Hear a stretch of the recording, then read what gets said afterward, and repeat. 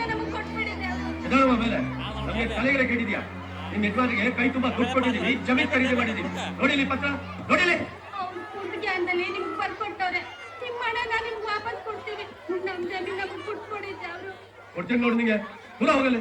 ನಾವು ಜಮೀನ್ ತಗೊಂಡಾಯ್ತು, ವಾಪಸ್ ಕೊಡೋದಿಲ್ಲ. ನಿನ್ನ ದುಡ್ಡಿದ್ರೆ ಬೇರೆ ಜಮೀನ್ ತಗೋ ಹೋಗು.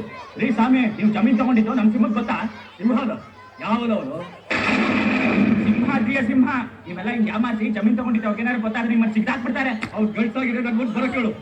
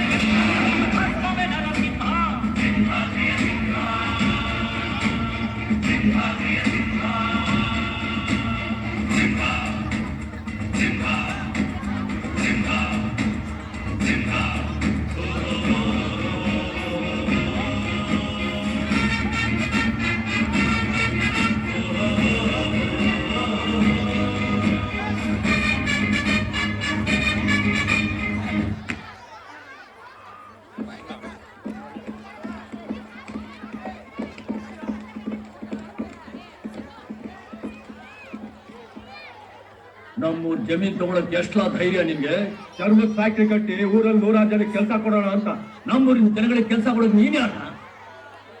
ಎಲ್ಲಿ ಯಾರಾದ್ರೂ ಅನ್ಸ್ಕೊಟ್ಟು ಬಿದ್ದವ್ರ? ಇಲ್ಲ ನಿನ್ನ ಹತ್ರ ಬೇಡ್ಕೊಂಡು ಬಂದವ್ರ? ಈಗ ಎತ್ತು ಮಕ್ಕಳೆಲ್ಲ ಕೈ ಕೊಟ್ಟು ಹೊಂಟೋದ್ರು. ಆದ್ರೆ ಈ ಭೂಮಿ ತಾಯಿ ಕೈ ಬಿಡ್ಲಿಲ್ಲ. ಇದನ್ನ ನಂಬ್ಕೊಂಡು ಒಪ್ಪತ್ತಿನ ಗಂಜಿ ಕುಡಿತಾವಳೆ. ಇದನ್ನು ನಿನ್ ಕಿತ್ಕೊಂಡು ಹೋಗ್ಬಿಟ್ರೆ ಆಮೇಲೆ ಅವ್ಳ ಹೊಟ್ಟೆಗೆ ನಿನ್ ಕಂಪ್ನಿ ಚರ್ಮ ತಿನ್ಬೇಕಲ್ಲ. ನಾವೇನೋ ಪುಕ್ಸಟ್ಟೆ ತಗೊಂಡಿಲ್ಲ, ಕೈ ತುಂಬಾ ಕಾಸು ಕೊಟ್ಟಿದ್ದೀವಿ. ಹೋಗ್ಬಿಟ್ಟು ಮಗನೇ, ಕೋಟಿ ಕೋಟಿನ ಕುಟ್ಕೊಂಡು ಓಡಾಡಿರೋ ವಂಶ ಕಂಡ ನಮ್ದು. ನಮ್ ತಮ್ಮ ಕಾಸಿನ ಬಗ್ಗೆ ಮಾತಾಡ್ತೇನೆ ನೀನು? ಕೆಟ್ಟ ಮಡಗಿದ್ಯಾ ನೀನು? ನೋಡ್ರೆ ನಮಗೆ ಕೊಂಡ್ಕೊಂಡಿರೋದು ಮಂತ್ರಿಗಳು. ಅವ್ರು ಏನಾದ್ರೂ ವಿಷಯ ಗೊತ್ತಾದ್ರೆ ನೀವು ಸುಮ್ಮನೆ ಬಿಡೋದಿಲ್ಲ. ಅವನ್ ಗುಂಡಿಯಲ್ಲಿ ಬಿಸಿ ರಕ್ತ ಇದ್ರೆ ಈ ಸಿಂಹದ ಗುಹೆಯಿಂದ ಒಂದು ಗುಂಡ್ಕಡ್ಡಿ ಕಿತ್ಕೊಂಡೋಗ್ಲಿ ನೋಡೋಣ.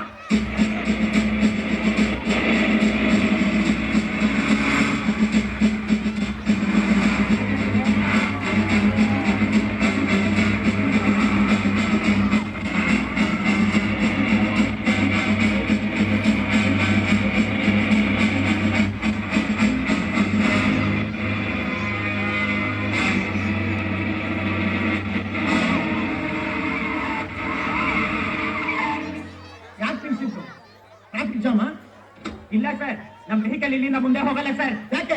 ಪಂಕ್ಚರ್ ಆಗಿದೆಯಾ? ಇಲ್ಲ ಸರ್, ಊರಿಗೆ ಎಂಟ್ರಿ ಇಲ್ಲ. ಅದು ಮೀರೋದ್ರೆ ನಾವು ಪಂಕ್ಚರ್ ಹೋಗ್ತೀವಿ ಸರ್.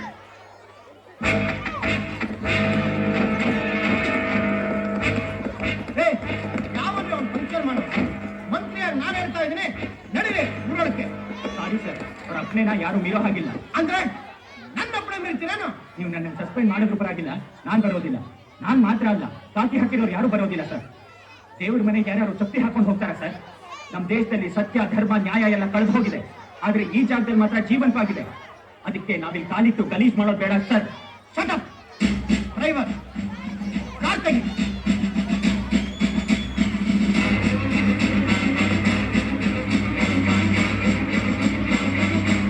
ಅಪ್ಪಯ್ಯ, ಮಂತ್ರಿಗಳು ಬರ್ತಾರೆ. ಅಲ್ಲಿರೋ ಕುರ್ಚಿಗಳೆಲ್ಲ ತೆಗೆಸ್ಬಿಡು ಮಗ.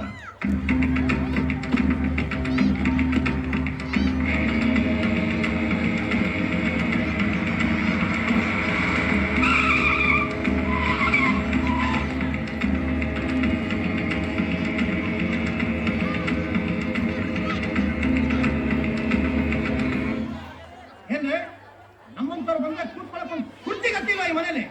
ಇತ್ತು ಸರ್, ಎಲ್ಲ ಒಳಗಡೆ ಎತ್ಕೊಂಡು ಹೋಗಿದ್ದಾರೆ. ನಾನೊಬ್ಬ ಇಲ್ಲಿ ನಿಂತಿದ್ರೆ ಏನು ಎತ್ತ ಅಂತ ವಿಚಾರಿಸೋರು ಯಾರು ಇಲ್ವಾ ಈ ಮನೇಲಿ? ಮಂತ್ರಿಗಳು ನಿನ್ ಕಳಿ ಆ? ಏನ ನೀನ್ ಯಾರ ಮನೆ ಬಂದಿದ್ಯಾ ನಮ್ಮ ಅಣ್ಣ ಎಂತವನು ಅಂತ ತಿಳ್ಕೊಬಾರ್ದ ನೀನು ಸುಮ್ಮನ್ ನಿಂತ ಏನಣ್ಣ ನೀವು ಪ್ರೈವೇಟ್ ಮನೆಗೆ ಹೋದ್ರೆ ಮೊದಲು ಕೂರಿಸಿ ಆಮೇಲೆ ಮಾತಾಡಿ ಕಳಿಸ್ತಾರೆ. ನೀವು ಈ ವಯ್ಯನ್ ಮನೆ ಬಂದು ಒಳ್ಳೆ ಭಿಕ್ಷುನ್ ತರ ನಿಂತ್ಕೊಂಡಿದ್ದೀರಲ್ಲ, ನಡಿಯೋಣ ಹೋಗೋಣ. I have to see that person.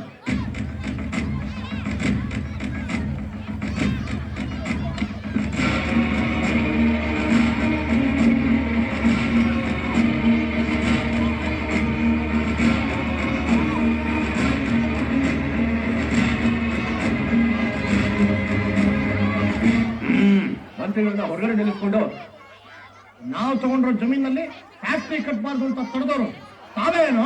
ನಿಮ್ ಫ್ಯಾಕ್ಟ್ರಿ ಕಟ್ಟೋಕೆ ಹೊಸರು ಕೊಡೋ ಭೂಮಿನೇ ಆಗ್ಬೇಕಾ? ಬೇರೆ ಕಡೆ ಆಗಕ್ಕಿಲ್ವಾ? ನೀನ್ ಕಾಣೋದು ಬೆಂದಿರೋ ಬಿಳಿ ಅನ್ನನ ಭತ್ತನೆಂದಾದ್ರೂ ಕಂಡಿದ್ಯಾ? ಅನ್ನ ತುತ್ತು ನಿನ್ ಕೈಯಾಗ ಬರ್ಬೇಕಾದ್ರೆ ಅದ್ರಿಂದ ಒಬ್ಬ ರೈತನ ಶ್ರಮ ಎಷ್ಟಿರ್ತೈತೆ ಅಂತ ಗೊತ್ತಿದ್ಯಾ? ನಿನ್ನ ಯೋಗ್ಯತೆಗಿಷ್ಟು. ಇವತ್ತು ರೈತ ಎಷ್ಟೊಂದು ತೊಂದರೆ ಅನುಭವಿಸ್ತಾ ಇದ್ದಾನೆ ಅಂತ ಗೊತ್ತಾ ನಿಮ್ಗೆ? ಅವ್ನು ಬೆಳೆಯೋ ಬೆಳೆಗೆ ಇವತ್ತು ಸರಿಯಾಗಿ ಬೆಲೆ ಸಿಗ್ತಾ ಇಲ್ಲ. ತಗೊಂಡಿರೋ ಸಾಲನ ಅವನಿಂದ ತೀರ್ಸಕ್ ಆಯ್ತಾ ಇಲ್ಲ. ಎಷ್ಟೋ ಕಡೆ ಮಳೆನೇ ಆಗಿಲ್ಲ.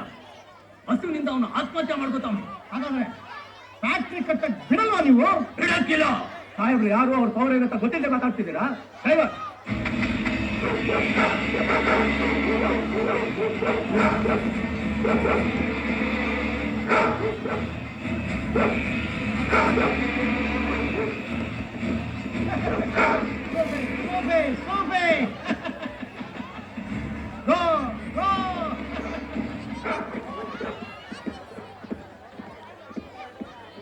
ನೋಡಿದ್ರ ಸಿಂಹದಂತ ನಾಯಿಗಳನ್ನ ಬೆಕ್ಕಿನ ಹಾಕಿ ಸಾಕೊಂಡಿದ್ದಾರೆ. ಈಗ್ಲಾದ್ರೂ ಅವ್ರ ಪವರ್ ಏನಂತ ಗೊತ್ತಾಯ್ತಾ? ಗೆಳೆಯ,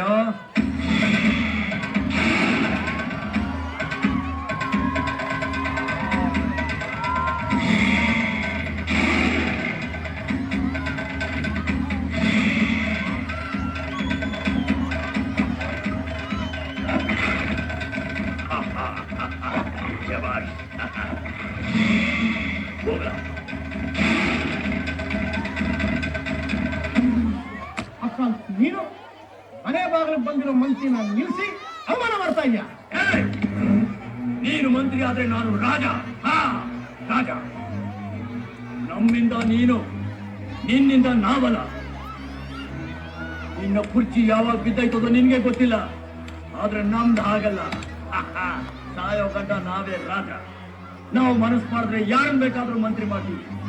ಆದ್ರೆ ನಿನ್ನಿಂದ ಒಬ್ಬ ನರಸಿಂಹೇಗೌಡನ ಹುಟ್ಟಾಕ ಆಯ್ತದ? ಏನು ಯಾರು ಬೇಕಾದ್ರೂ ಮಂತ್ರಿ ಮಾಡ್ತೀಯ? ಅದೇನು ನೀನ್ ಕೊಟ್ಟಿಗೆ ಸಗಣಿ ಅಂತ ಕೆಲಸ ಅನ್ಕೊಂಡ್ಯಾ? ತಾಕತ್ತಿದ್ರೆ ಮಾಡಯ್ಯ ಮಾಡಯ್ಯ ನೋಡೋಣ.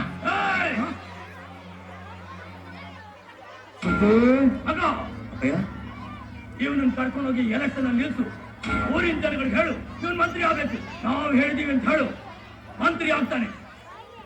ನೀ ನುಡಿದರೆ ಹೊನ್ನುಡಿಯದು ಮನು ನುಡಿಯುವರಿಲ್ಲ, ನ್ಯಾಯಾಂಗದ ಕನ್ನಡಿಯದು ಕಡೆಗಣಿಸುವರಿಲ್ಲ.